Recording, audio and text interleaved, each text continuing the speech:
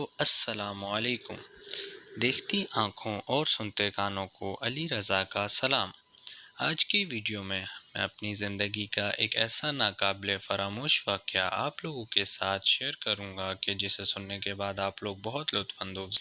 چونکہ میں ایک سفر پسند طبیعت کا حامل ہوں اور میرا آبائی تعلق بھی پنجاب کے سرسبز و شاداب صوبہ پنجاب سے ہے، تو ہم اکثر سال میں ایک دفعہ چھٹیاں منانے اپنے گاؤں چلے جاتے ہیں۔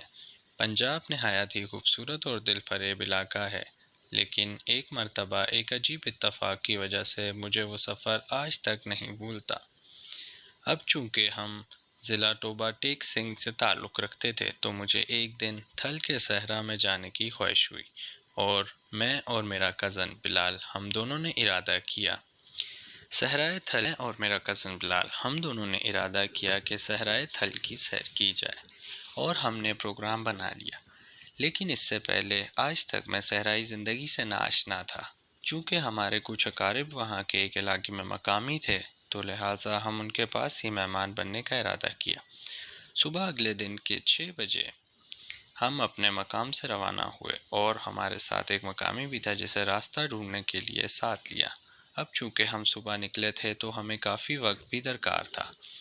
راستے میں پنجاب کی خوبصورتی کا مزہ لیتے ہوئے ہم آہستہ آہستہ اپنی منزل کی جانب گامزن تھے۔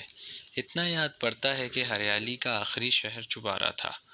وہاں ہم نے 2 سے 3 گھنٹے میں پہنچ چکے تھے۔ وہیں سے ناشتہ کیا اور سفر کے لیے نکل پڑے۔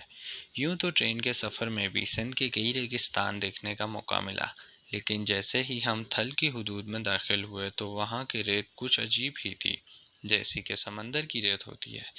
کچھ دیر اور سفر کرنے کے بعد ہم اندرون صحرا میں داخل ہو گئے، جہاں سے ہمیں اپنے اقارب کے ہاں جانا تھا، مگر قدرت کا کرنا ایسا ہوا کہ وہاں موبائل کے سگنل چلے گئے اور سروس بھی موجود نہیں تھی۔ اب یہ سمجھ نہیں آ رہی تھی کہ وہاں رابطہ کس سے کیا جائے، تو ہم قریب گاؤں سے راستہ پوچھتے پوچھتے آبادی کے قریب پہنچ گئے، لیکن یہاں سے آ کے سڑک ختم ہو گئی اور سارا سفر ریت کا تھا۔ مگر گاڑی کچے میں اتارتے ہی گاڑی کے ٹائر ریت میں پھنس گئے اور ہمیں گاڑی نے دھکا لگانے پر مجبور کیا۔ ہمیں گاڑی سے اترنا پڑا، مگر جب گاڑی سے باہر آئے تو وہاں گرمی کا اندازہ ہوا اور یوں لگا کہ جیسے پاؤں ریت میں دھس گئے ہوں۔ مگر خیر، یہ مرحلہ بھی گزر گیا اور گاڑی باہر نکل گئی۔ اب یقین مانیں کہ اس جگہ نہ کوئی زندہ تھا اور نہ دیکھنے والا، نہ کوئی بندہ موجود اور نہ بندے کی ذات۔ کچھ آگے جا کر گاڑی پھر سے پھنس گئی اور یہ عمل کم از کم 4 سے 5 بار مستقل ہو چکا تھا، تو ہم نے گاڑی کو وہیں چھوڑ کر پیدل سفر کا ارادہ کیا۔ ڈرائیور کو وہیں گاڑی کے پاس ٹھہرایا اور ہم تینوں پیدل نکل گئے۔ چلتے چلتے دور کچھ درخت نظر آئے اور یہی محسوس ہوا کہ وہی ہماری منزل ہے، تو ریت کے پہاڑوں کو سر کرتے کرتے وہاں جا رہے تھے، لیکن یوں محسوس ہو رہا تھا کہ جیسے وہ ہم سے دور ہو رہے ہوں۔ اب مجھے کہانیوں میں سنے ہوئے نخلستان کے دھوکے یاد آ رہے تھے، تو میں وہیں رک گیا اور واپسی پر اصرار کیا، تو میرے ساتھیوں نے بھی اس پر حامی بھری۔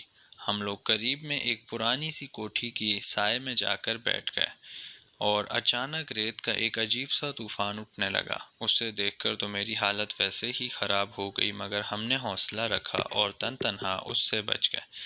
اب شاید قدرت کو ہم پر رحم آ گیا، تو قدرت نے ہمیں ایک کال آ گئی اور وہیں کے اقارب کی تھی۔ یہ دیکھ کر کچھ جان میں جان آئی۔ اب پیاس سے حالت خراب ہو گئی تھی۔ دن کے 2 بجے صحرائے تھل کی تپتی ریت پر منظر آپ جان نہیں سکتے ہیں۔ اچانک ایک موٹر سائیکل سوار نظر آیا اور قریب آنے پر پتہ چلا کہ وہ ہمارا میزبان تھا۔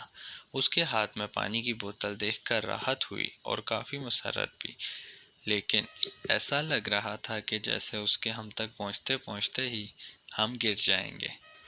مگر بالآخر ہم اپنی منزل تک پہنچ گئے۔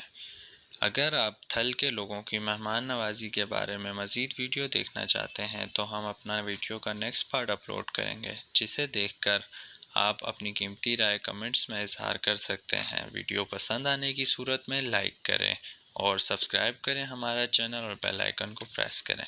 چلتا ہوں، آج کے لیے اتنا ہی۔ دعاؤں میں یاد رکھیے گا۔ اللہ حافظ۔